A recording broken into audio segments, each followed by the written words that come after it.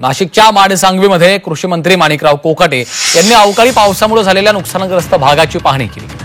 कोकाटे यांनी जागेवर जाऊन पिकांची पाहणी करून कृषी अधिकाऱ्यांना तत्काळ पंचनामे करण्याचे आदेश दिले। यावेळी पाहणी दौऱ्यात कृषी मंत्र्यांना कर्जमाफीबद्दल शेतकऱ्यांनी विचारणा केली।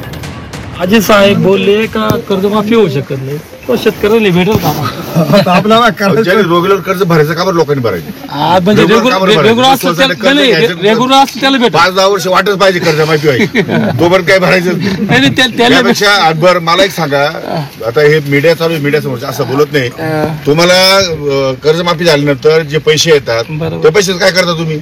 शेतीमध्ये गुंतवणूक आहे 1 रुपया तरी? सरकार शेतीमध्ये गुंतवणुकीला पैसे देणार तुम्हाला। आता पोखराच्या माध्यमातून तुम्हाला पाईपलाईनला पैसे, इरिगेशनला पैसे। आता कांद्याला भाव मिळण्यासाठी आम्ही केंद्र सरकारला विनंती केली होती, 20% MSP जी आपण त्यांची रद्द केलेली आहे।